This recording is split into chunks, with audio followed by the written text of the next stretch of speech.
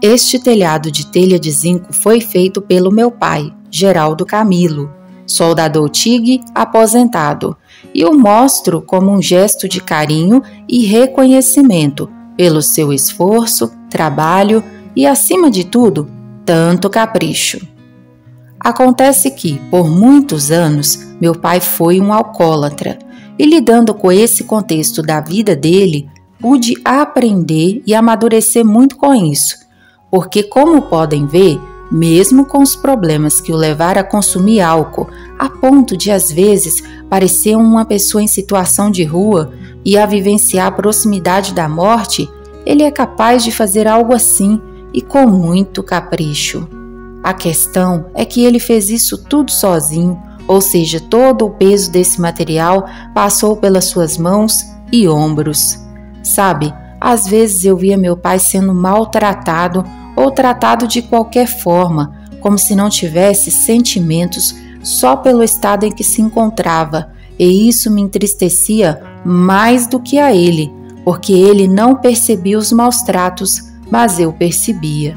Pois bem, graças a Deus, hoje, neste ano, completam-se 2 anos desde que meu pai parou de beber álcool, e este vídeo e esta mensagem são para que você alcance o entendimento que eu alcancei ao lidar com pessoas que vivem ou viveram nesse tipo de situação. Então, o que eu aprendi foi o seguinte: pessoas que têm um vício sofrem muito, e o vício foi uma fuga inicial que elas escolheram para se aliviar internamente dos seus conflitos. Logo, são pessoas que estão gritando por ajuda, mas não fazem. E muitas vezes, esses problemas são intensificados pelos julgamentos de pessoas que não têm noção das reais causas que as levaram a tais situações.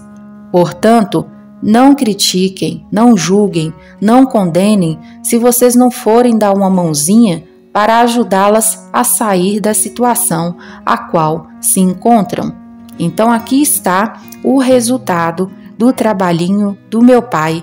E quem via, né, graças a Deus não acontece mais, mas quem via ele pela rua fora, barbudo, cabeludo, usando roupinha simples, algumas vezes até rasgada, nem imaginava que o meu pai faz coisas desse tipo. Então o que eu quero dizer para vocês? Por trás de uma pessoa que tem vícios, tem também qualidades. Tem também situação assim, ó, isso aqui, essa cerâmica, tudo bonitinha, passou pela mão dele, tudo que ele coloca a mão para ele fazer, ele faz com muito, muito capricho. Então, o que eu aprendi com isso é, você tá vendo a pessoa na situação de rua, você tá vendo a pessoa na situação de drogas, de vício, de álcool, não critique, não solte falas que vão ajudar a piorar o estado mental da pessoa. Porque se a pessoa chegou naquele ponto ali, é porque ela está passando por alguma situação conflitante na vida dela, em que ela sozinha não está conseguindo sair, a não ser buscando escapes entorpecentes para amenizar aquele sofrimento interno. Então, depois de muitos anos, pois eu cresci vendo meu pai frequentemente recorrendo ao álcool, eu cresci, hoje eu tenho 37 anos, então isso significa que foram muitos anos vendo meu pai interagindo com o álcool, buscando o álcool como escape.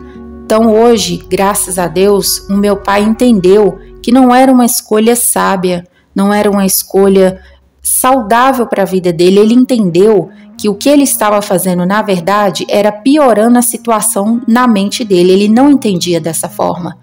Ele não via da forma que as pessoas que estavam fora da mente dele viam. E por fim, por último, ele entendeu. Não, buscar o álcool não é um escape saudável. Buscar o álcool não vai ajudar eu a sair dos meus problemas. Buscar o álcool não vai amenizar minha situação. Buscar o álcool não vai trazer paz para minha família. Buscar o álcool não vai fazer com que as pessoas sintam dó de mim, sintam pena de mim. Então, eu decido não mais colocar uma gota de álcool na minha boca, porque Eu aprendi com isso que se você coloca ele na sua boca, você vai sentir o gostinho, você vai sentir o prazer de ter o contato e vai querer buscar mais vezes. E aí, quando você menos perceber, se tornou um vício, que é o que? Você já não consegue mais ficar sem, e vira e mexe, você vai criar um momento e uma necessidade para consumir essa bebida. Então, a partir do momento que o meu pai teve essa clareza para pensar desse jeito, ele decidiu, então eu escolho não mais colocar a mão no álcool. Eu tenho essa opção de escolher entre me satisfazer com o álcool e rejeitar. Então, eu escolho rejeitar. Então, graças a Deus, a partir do momento que ele colocou essa informação na mente dele, ele evita o álcool. Ele não faz mais uso, mesmo ele passando pelos problemas dele, os conflitos na mente dele, ele não recorre mais ao álcool. Então, aqui está o trabalhinho que passou pela mão do meu pai, uma pessoa que foi vista por muitos andando pela rua de qualquer jeito, cambaleando pela rua, nunca ficou na rua jogado porque minha mãe sempre ia atrás e buscava, ela não deixava não, mas graças a Deus a gente não vive mais esse tipo de situação, mas eu sei que tem muitos filhos que lidam com esse contexto e muitos pais que passam por esse tipo de situação, porque a situação de vício, ela é fácil para entrar, mas é difícil sair. Bom, ontem gravei uma transmissão ao vivo contando a história de como viemos parar nesta casa no município de Santa Luzia. E o título está: Mostrei a casa onde moro atualmente e contei toda a história de como foi a troca dos imóveis. Porém, a qualidade do vídeo ficou horrível, eu sei, mas dá para ouvir a história, tá? Então eu vou deixar o vídeo. Mas eu vou ter que fazer uma correção, vou ter que complementar o vídeo, porque tem no ponto 52.52, a forma como eu falei sobre o assunto da duplicação do DENIT pode levar à interpretação equivocada, pois eu disse que a nossa família cometeu uma burrada na troca dos imóveis, porque os donos dos imóveis, as argumentações que eles usaram conosco, foram argumentações vazias, argumentações assim que não faz sentido, mas como a gente era inexperiente, é isso que eu preciso chamar atenção, devido ao nosso baixo nível de informação, devido a gente não ter tido experiências com troca de imóveis, devido a gente ser pessoa simples, sem humilde, pessoa sem assim malícia, as argumentações que eles usaram fizeram sentido na nossa mente naquele tempo, elas pareceram serem atraentes, porém hoje, que depois que nós estamos aqui há 18 anos, que a gente entendeu a gravidade da situação do imóvel, quais são as gravidades? São várias, ó. Chegamos aqui, tinha gato na luz e na água, fiações elétricas toda bagunçada, umas fiações velhas, tudo trem mal feito, tanto que chegou a dar curto-circuito vários momentos, se ligasse chuveiro aqui caía, e depois teve uma vez que pegou fogo, então tinha umidade na casa, muita umidade, assim, ao ponto de dentro da casa ficar cheirando a mofo, os 2 quartos não tinham janelas, então não entrava ventilação, não tinha iluminação, atrás dos quartos era barranco garrado na parede, não fizeram isolamento, então isso gerava um ambiente gélido, fedor de mofo e não tinha ventilação e nem iluminação, então meu pai precisou fazer um beco atrás da casa, então meu pai precisou tirar essa terra de trás da casa, fazer um beco, fazer muro de contenção, então foi muito gasto para fazer muro de contenção, para o pai conseguir quebrar as paredes e fazer janela. Não ficou lindo, não ficou bonito, porque o meu pai fez de acordo com a condição financeira dele, que é uma pessoa de 2 salários mínimos.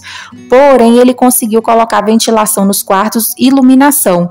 Então, isso nós precisamos mexer, intervir e melhorar. Sendo que a nossa casa, eles pegaram ela prontinha. Então, o que eu quis dizer é nesse ponto, tá? Então, o que eu quis dizer não é sobre levar vantagem com a indenização do DENIT, não é isso. O que eu quis dizer, assim, se a gente tivesse tido a noção que nós temos hoje, devido a tudo que nós passamos depois de 18 anos morando aqui e que nós fomos sentindo na pele as gravidades das situações que se encontravam aqui, que ao invés da gente ter feito a troca da casa aqui na nossa casa sozinha, a nossa casa ela estava em um estado que a gente podia ter pegado essa casa aqui mais o lote daqui na nossa casa, porque eles entraram na nossa casa e pegou ela pronta, e nós entramos aqui, pegamos muito pepinos, muito BOs, muitos problemas. Então foi uma troca que nós saímos em desvantagem, e é isso que eu quis dizer. Se a gente tivesse consciência da gravidade em que estava o imóvel, que é o que jogava água na laje e caía água nos móveis lá embaixo. E quando chovia, a água penetrava no solo do barranco e saía dentro dos quartos. Então, nós lidamos com muitos problemas. Está aí no vídeo que eu gravei ao vivo, eu falei a história, os perrengues que nós passamos, as lutas, e que isso ocorreu devido ao nosso baixo nível de informação e de experiência da vida. Então, nós fizemos uma troca de imóveis que nós saímos prejudicados, porém Deus é maravilhoso e recompensou de outras formas.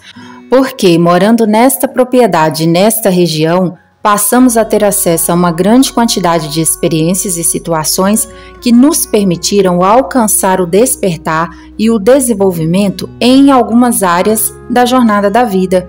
E hoje tenho certeza de que se não tivéssemos saído daquele bairro em nossa terra natal, jamais teríamos tido acesso da forma como aconteceu durante esses 18 anos morando aqui. Então, o que eu disse no outro vídeo, eu trago para cá. Nós passamos por muitas experiências negativas e por meio delas nós praticamente fomos forçados a aprender a ver o lado bom das situações, das experiências. Então, percebemos que havíamos trocado de imóvel às cegas e, consequentemente, diferentemente da nossa casinha que já estava pronta, entramos em um imóvel cheio de problemas e nossa família passou por muitas frustrações por conta disso.